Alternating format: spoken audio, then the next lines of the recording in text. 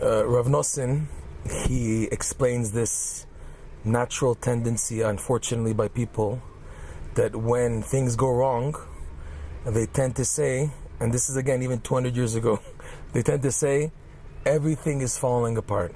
Everything. All life is, in Yiddish they say everything is geifeifel, everything is just going wrong, everything is falling on me. My life is just falling on, the walls are falling on me.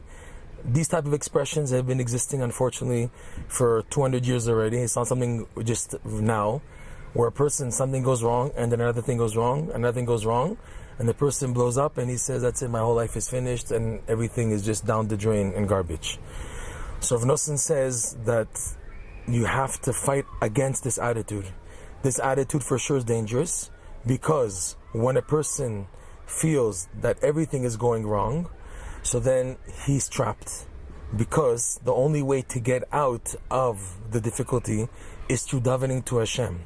And if a person now feels that he's cornered and everything's falling on him, so he has no motivation to daven, since he feels that his prayers won't help anyways, if anyways his whole life is crashing down on him, so there's no reason, there's no motivation to daven, seeing that everything is going wrong. So Rav Nosson suggests, based on what Rabbi Nachman teaches, is that a person must find the expansions, the harchavot, in what he's going through. Because he says, the truth is, when you look at what you're going through in life, you will see carefully that it's not 100% bad. It may be here 80%, here 70%, here 60%. And every difficulty, there's always an expansion. There's always a goodness that, well, at least this did not happen, and it could have been worse, and this could have happened. Now, by focusing on what actually did not happen, and seeing it as a kindness, and thanking Hashem for these kindnesses, this, Rav Nosson says, subconsciously opens your mind and your heart to believe subconsciously that prayer works, and then you are more able to daven. Whereas, when something goes wrong, like we said initially, that a person feels the whole life is crashing down. Why that happens, first of all, is that it's a tendency when something goes wrong, so a person then automatically sees everything black. Like the famous Al-Shikh, there's a commentary in the Torah called Al-Shikh. He explains that Hashem made it the nature of a human being that he sees out of the pupil of the eye. The pupil is black. The color of the pupil by everybody is black, because the tendency of people is to naturally look at things black.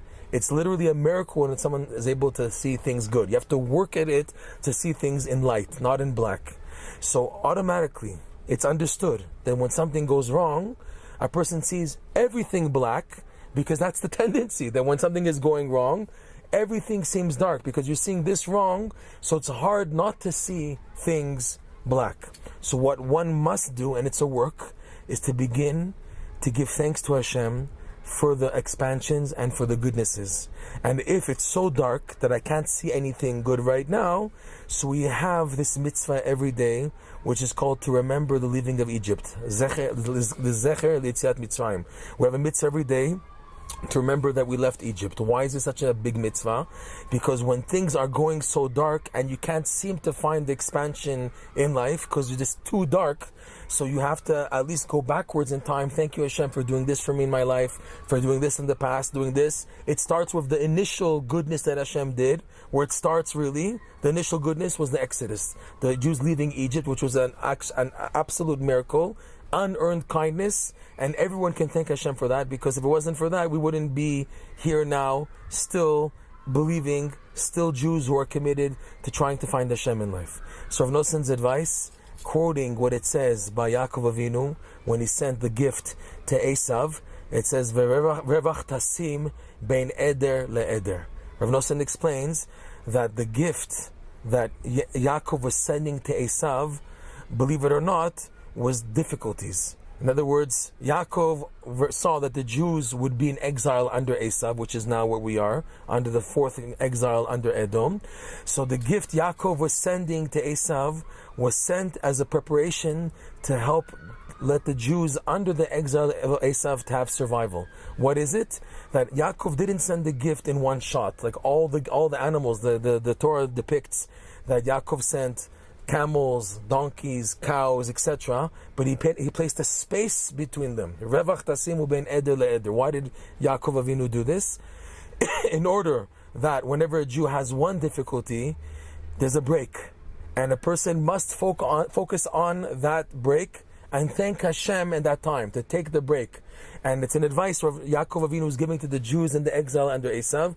If you want to have a salvation, you're going to have to take a break, time out, and view the expansions and the breaks that Hashem sends you in your exile. Because that's the only way to get out of the exile, is if you begin to thank Hashem for the expansions.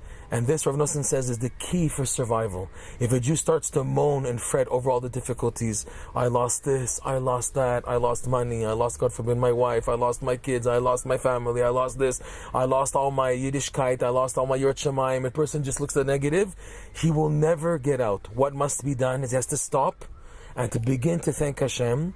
And by thanking Hashem, like the rabbis teach, Modeh al ha'avar, that a person gives thanks first on what happened already, the goodness, and that helps him to be able to ask Hashem for salvation. Because ultimately, like the Gemara says in Rosh Hashanah, all salvation comes about through davening. Davening is so powerful that it can mitigate any decree. Nothing is blocked in front of the gates of prayer, B'ezrat Hashem.